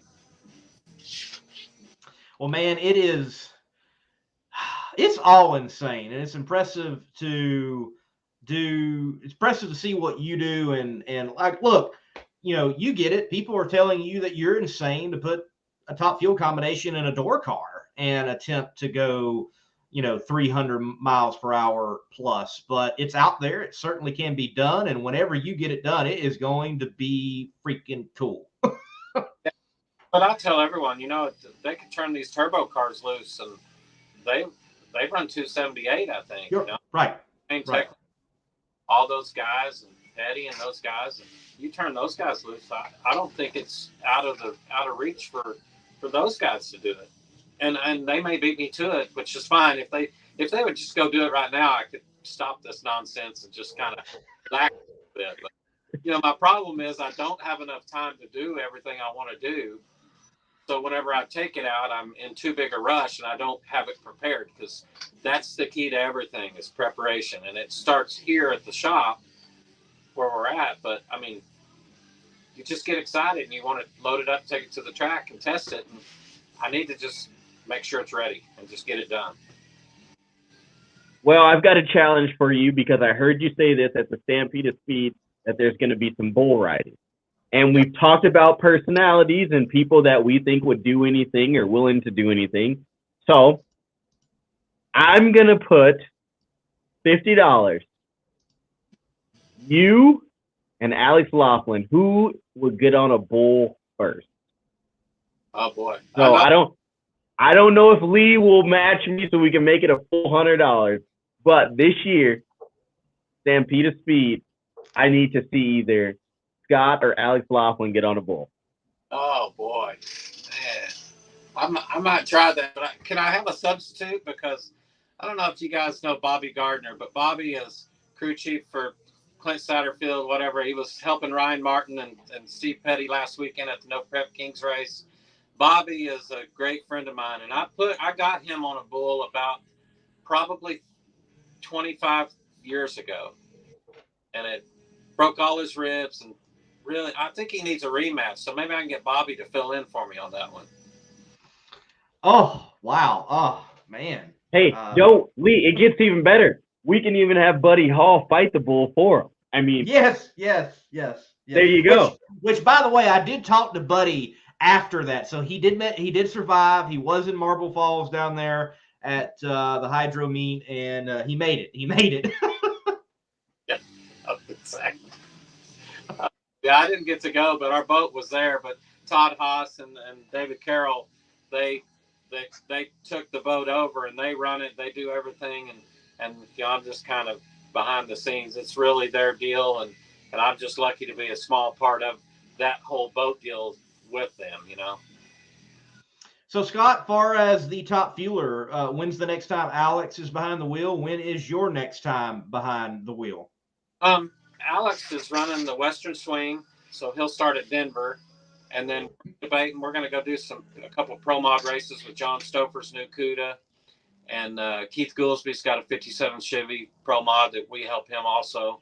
So we're going to go do some pro mod racing. We might take my Corvette out and play with it, but it's possible I'll go run Bristol with my car, and then you know I'm taking them both on the Western Swing, so we'll see how that goes. Okay. And by the way, the I assume it's a wrap, the matte like burgundy wrap. That was solid looking, man.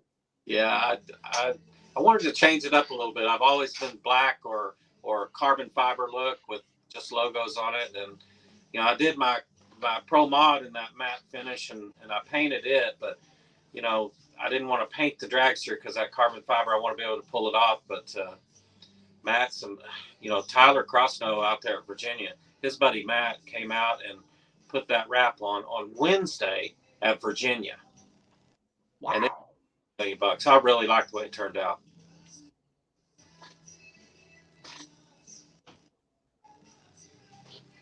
There definitely is some good people out there that can put those wraps together and make them, you know, ready to go. We see that for sure with Tony Stewart's crew.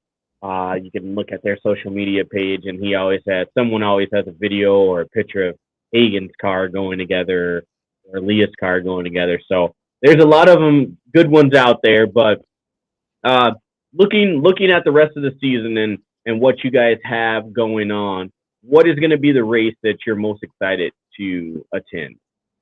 Stampede of Speed. For sure, Stampede of Speed, because Rick DeCousin, my buddy who's raced with me off and on for years, we put him a Nitro funny car together, and we went out and tested it, and we heard some stuff on it. So we've got it back here, and he's redoing some stuff on it, and it'll be ready to go by then. And we'll take it, we'll run it at Funny Car Chaos, probably the Monday after with the Nitro Sideshow, we call it. And then you know, Lee Calloway's he'll be running Dallas National Event also, but he'll also be running the Stampede of Speed with us. He doesn't really know that yet, but since his car is sitting here in my shop, I'm announcing that for him right now, whether he knows it or not, but he do it. But so we should have that. We'll have a good time there. We'll have live bands there and in the pits and at the track, and I think we'll have a great show there. We've been talking over some stuff like big screen TV, have Monday Night Football playing because it's on Monday night. It's a holiday, so nobody has to work that day. I think that's going to help the fans come out, and then we'll have a football pool there. And I think it's going to be a great time. I think it's going to be really big this year. Yes, if you're out there, folks, and you did not go to Stampede of Speed last year, you need to go. The whole week was great. I mean, whole week, yeah. And Monday night with your particular part of the show was unique. It was different, and it was really good. And more people need to experience it. As match racing with funny cars and Top Fuel and your, you know, Studezilla and the Chevelle and Party, you know, the big margarita mixer, you know, who doesn't love that? I mean, be at Stampede of Speed. Yeah. Yeah, it's gonna. That's the one I'm looking forward to. Which I look forward to. I look forward to every race. You know, every race we go to. I've got some. You know, I'm gonna go and run a few No Prep Kings deals with my Corvette. They got an outlaw class. You could just go and run something, and you know, that would be the ultimate deal. We're working on some stuff for you'll probably see us at a No Prep Kings in the future. I like it. I like it. Scott going everywhere and doing it all. Well, Sam, you got anything else for Scott here? Well, no. I mean, with the news of going No Prep Kings racing, I mean, it seems like it's a trend going on right now. A lot of people are kind of moving that way, and I think money talks, and the series is proving itself. But I'd be like it would take a while to do something. I'd be like in the minor leagues, which would be the other deal, not with those big guys. You know, I grew up in the 405 also. That's where my mom lives, and that's where I grew up. But those guys have done so good for themselves that we ran the Corvette at Dallas after the Stampede of Speed and the national event the following weekend last year. And we had a great time, got our ass kicked by everybody in the outlaw race was fast too. Everybody's fast there. If you go on the property, you're fast if you're at a No Prep Kings race. But I want to go there. I enjoyed the hospitality and you know, we're working on some other stuff to go with No Prep Kings in the future, and we'll just see where that goes. Cool. Well, I mean, we know how you operate, and you may say that you are getting spanked up over there, but we know how Scott does things. So slowly but surely, we will, you know, see the step up improve, and you know, like you said, it's all in fun. You're having fun with what you do, and you're enjoying your time doing it. So why not? Yeah. Oh yeah. Yeah. There's one thing about us. If it's not fun, we eliminate it. It leaves, you know. Well, Scott, look, I've got one more last question. We'll let you go enjoy the rest of your evening. Man, when are you going to bring the cape back? The cape? I'll tell you, got that planned out too, because the Evel Knievel Museum is moving as we speak. They're in the process of moving from Topeka, Kansas to Vegas. If they have the museum moved and up and running by Las Vegas, the second Las Vegas, it'll be back for that race, because we'll go out there and support the Evel Knievel Museum with them. If it's next year in the spring, that's when you'll see it. It just depends on when they get that all moved. Kelly Knievel, his oldest son, lives in Vegas and has Evil Pie. I don't know if y'all have ever been to Fremont Street, but that's actually his son's pizza place, which is crazy, but it's got so much memorabilia in there. It's unreal to go in there. It's just like a tourist attraction down there. But that's the plan for Evel Knievel. The cape will be back. It's in the museum now because they have the cape and the helmet in the museum hanging up with a beautiful plaque. It's cool to see it in the museum, but that's going to be when I take it back out. I'll take it out of the museum and I'll use it for that race, and then I'll put it back in the museum. I like it. I like it. So it is making a comeback for sure. Awesome. Very cool. Very cool. Well, Scott, and look, we will thank see. you. We're going to see Scott in the open face helmet with the gas mask and the goggles. Yeah, too, right. RJS sponsors me, and Jeff and those guys from RJS. So I need to get them working on that. They could probably figure out some way to make that happen. You know. I like that, and with a big "Do It for Al" logo on the car. Yeah, his stories, man. I just wanted to sit here and listen to his stories. I don't have stories as good as his. He's got some good ones. Oh yeah. Yeah, from high rise to funny car. Wow, I didn't know the high rise part. Why? I mean, I can't wait to meet Al in person now and be like, so let's talk about ironworking, because I've got a background in welding, and I'm like, you know, working on a skyscraper was always like one of those, pun intended, high level jobs. Yeah, exactly. No, I like my feet on the ground. He was a great guy to have on. That's a hard act to follow, I'll tell you that. I mean, I got some stories, but nothing like that. He's got some really crazy ones.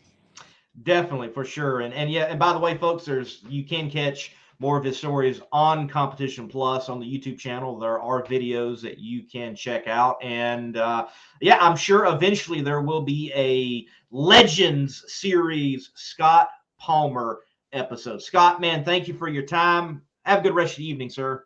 Thank you, everyone. Thanks for having me on, and get to Eddyville. If you got a Nitro car, get it loaded in the trailer and get up there.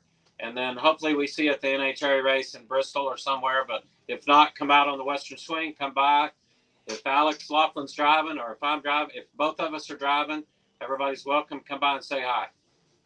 Classic car owners, make your headlights over twice as bright with Holley Retro Bright LED headlights. A plug-in replacement for those dim halogen seal beams, Retro Bright maintains that classic look and lasts 6 times longer. Stay safe and click the link below to learn more. Boom! Man, what a good show. What a great show, man. Al was great. Scott was great. You know, man, we got to see Tricky Ricky, you know. Dude, I wait. want to know who that cameraman was. And the next time I see Ricky, I want to show him that clip. Ricky, who was that dude? He's like the baddest cameraman ever. Well, you know, it was that was back in '83. I had you know what? Ricky, when he tells you a kind of story like that, he'll know exactly what gear setup he had in the car too. Yeah, he can hear. He would hear it and be like, "Yeah, I think with some 73s." Well, you know, back in the day at Bristol, we had to run this particular. Exactly. But no, not even that, Lee. Like, you had 2 different dynamics on the show here tonight of Scott Palmer, someone who's just having fun and loves and enjoys what they're doing, but then a trendsetter. And you know, those two, you may say that it collides or it clashes, but in all reality, like, you have someone like Al who has been a trendsetter and who did things in an innovative way, and now you have a person like Scott Palmer who still fits into that category and can still bring those old school vibes and make it modern trends, and that's what it's all about, is just being able to do that. Yeah, you know, Scott is one of those guys that can do old school and it be cool. There are some out there that try to be old school and they're not cool while they do it. Scott pulls it off. You know what? You know what would be cool? For the 45 people that are still watching on YouTube, hit the like button because we're only at 30 likes. I need 45 likes. Hit the like button, hit the share button. Come back here Tuesday night, 9 p.m. Eastern time, and talk it up with us on drag racing and whatever and whoever guest we have got. Because, well, we don't know, like now, who we'll have. But we'll have somebody that's cool, like Al and Scott. Yeah, 100%, Lee. I mean, there's so much goes into it, right? I mean, you sit here and you look at a show like this, and why are we we say we're yakking it up. Someone asked me, a local friend who started watching the show, said, "Why do you always say yakking it up?" Because that's what we're doing. We're sitting here yakking. I know yakking may mean throw up to some people or whatever, but we're talking drag racing. Yeah, it could be. Depending on where you are, but when I think of yakking it up, I think of no yakety yak, don't talk back. I think of that, and like yakety yak is just shooting and talking and sometimes even nonsense, but you are still communicating. So we will yakety yak and we might just talk back. Lee, you know what it comes down to? Whether it's prestige or money. Well, that still is a great question. I honestly still don't think Wes gave you a full and truthful answer there. I can honestly say that. I think you got him off guard with that one. And then I got to say, Lee, you got to stop making these jokes about the little motor and now the baby mini motor and all this. Like, come on, man. That was a John Montecalvo thing. Go look at his Facebook page before he makes. But it's cool if he says it. Before he makes the test kit, he puts up there mini motor. And I'm like, you know what? I'm just going to use what John said. But look, 820 plus cubic inches compared to 500. And now you're making fun of the Aussies. But now you're making fun of the Aussies with 400. Lee, come on. Okay, tiny motor. Tiny motor. No. It's 2022. I will say this. You have to be equal.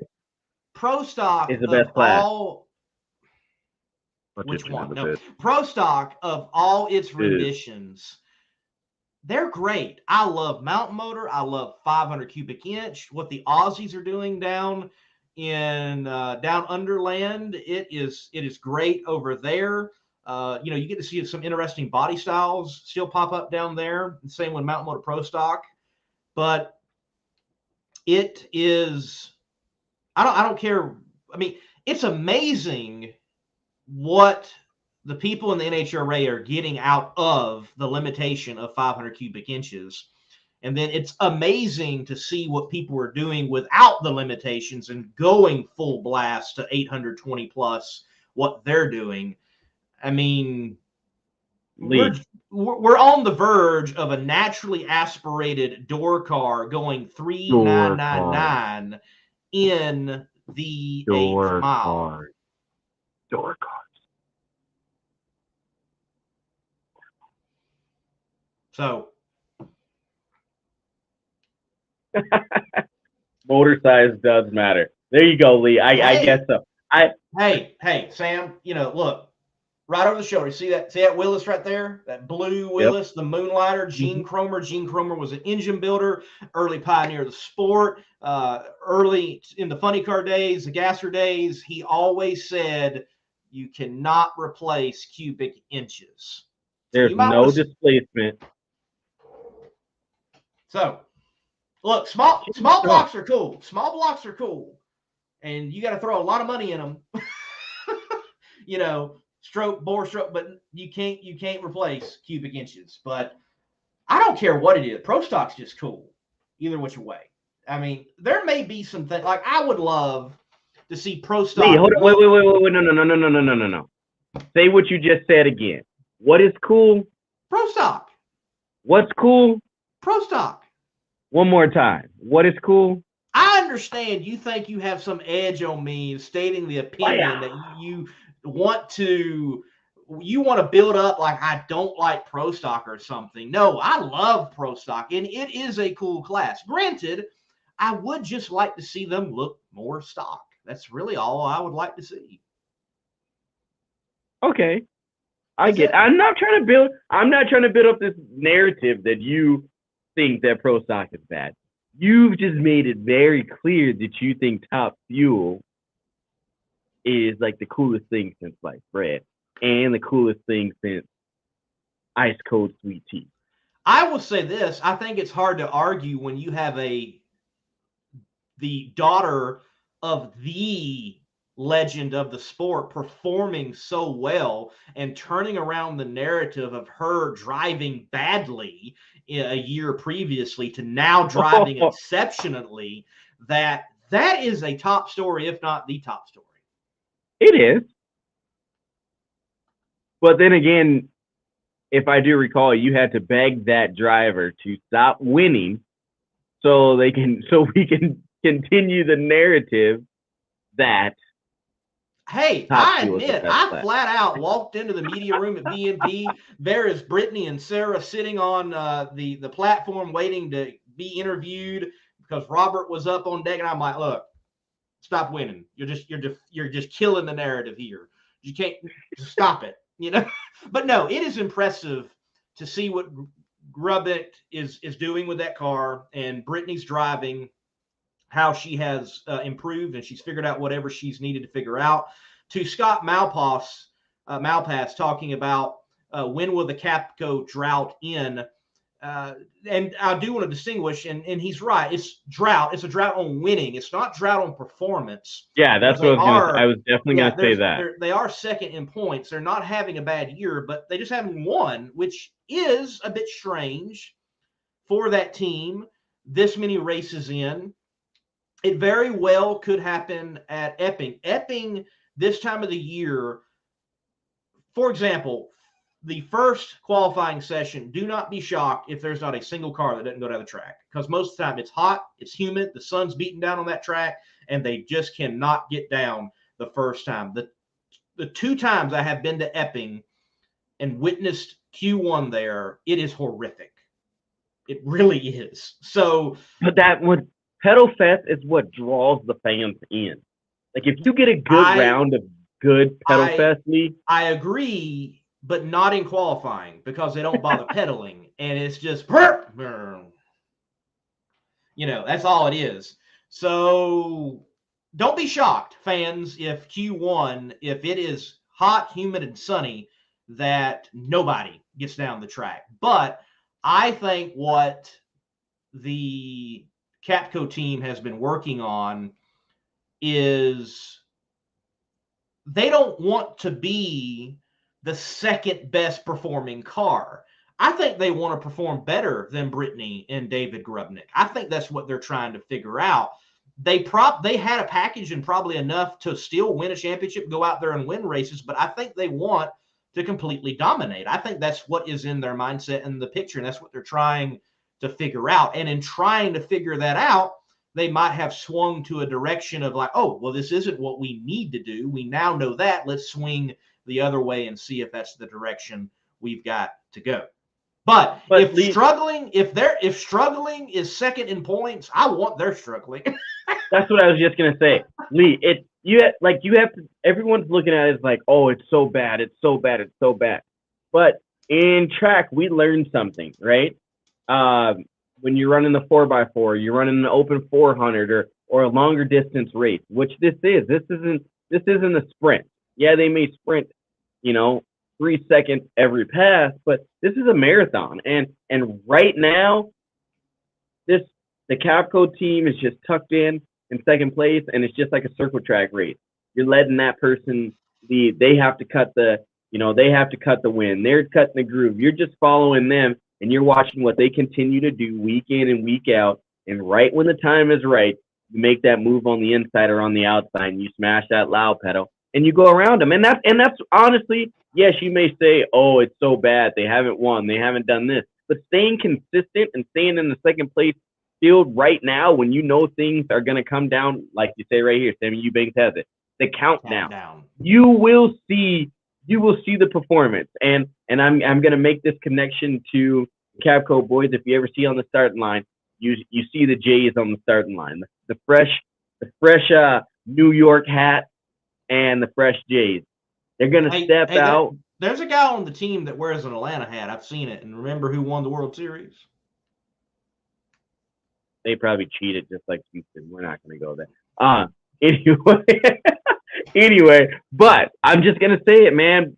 Big time players make big time plays when it's all on the line. I'm telling you right now, them Capco boys, don't count them out. You can't. No. And there's a few other teams right now that people are like, I don't know.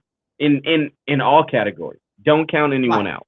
Right. Don't count anyone out. And I think what Sammy Eubanks is saying is accurate. Countdown. Look, it does not matter. Let's say hypothetically, Brittany Force and Steve Torrance stay 1-2 for the rest of the year. Let's just say hypothetically. It doesn't matter how many wins Brittany may get, how many points she may accumulate. Whatever that margin is, it gets reset, and then it's go time. I just hope we do not see the freebie double points and the extra points this year. What I find intriguing, and I think it would be interesting in drag racing to see it done this way. Bo Butner, one of the first interviews I ever did with him, Pomona, California, asked him about the championship format. And I asked him, I said, what would you like to see? And he stated that he would like to see a win and you're in scenario. So that the only way you can actually run for the championship is you must win a national event before getting to that cutoff point and the reset. That would be fascinating within the sport of drag racing, I think. That would throw a whole nother wrench into everything. Yeah, that would be different. That would be totally different. I kind of like that idea. I think we should try it for a one season and see what happens. Yeah. Why not? But okay, now I have a question. So Brittany's won 3 times. Is she getting 3 extra points, or is the win your win? That's it, or do you get extra? Do you get extra credit for winning multiple times? I think throughout there the should season. be some type of bonus to the, and this is just speaking off the top of my head. I have not like seriously laid out a platform or a formula, but for multiple wins, yes, I think there should be bonus points. And yes, if you are the regular season winner, let's put it that way, regular season champion, I think you should start the countdown with a full race lead in the points.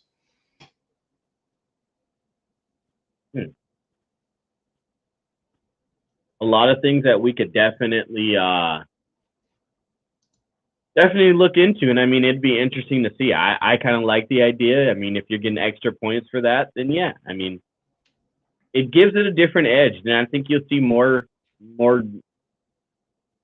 car chiefs and more drivers kind of throwing the kitchen sink at everything. Yes. Yeah, I think that would be a fascinating way to do it. Or look, I'm not opposed. Scott Malpass, last question we're going to mention tonight, or no countdown. I honestly wouldn't mind going back. It wouldn't bother me. It doesn't bother me the way they have it right now either, but it would not bother me going back to what it was. Honestly, we all know it. The NHRA copied NASCAR point blank when NASCAR made that move and that shift. And though I don't disagree with it, again, we are talking about we're talking about an elimination style sport. We eliminate people every weekend. You have 16 cars, you eliminate down to one who actually is the winner. And I don't mind it that way in the championship either. So there's some things that we definitely could look at.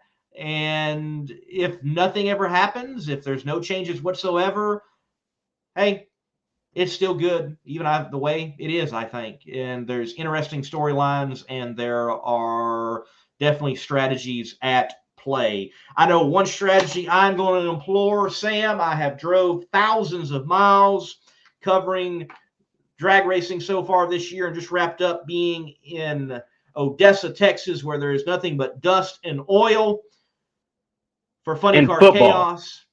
And football And Funny Car Chaos. What a great event we had. We just did get it in. Kirk Williams and the Williams Brothers Racing Crew, shout out to them. They have just picked up their third win in a row in the Marvin Rodex Coffee A field. So congratulations to them. But there is a great points battle shaping up that has no countdown in Funny Car Chaos. So you all keep your attention on that as well. PDRA this weekend, Norwalk, Ohio. There are also Quaker City Dragway there in Ohio. They're kind of in the east side of it. They're going to have a Funny Car match race type of scenario. So if you're in the area, check that out. And we got a big weekend of racing ahead of us throughout the world of motorsports. To each and every one of you watching, thank you. Hit the like button on the way out. And Sam, pleasure as always to do the show with you. Thank you, Bobby Bennett. Thank you, Al Segrini and Scott Palmer, for your time. This all brought to you by Weldon High Performance. I'm saying that me and Sam, we're out. Peace. Keep the pedal to the metal, and God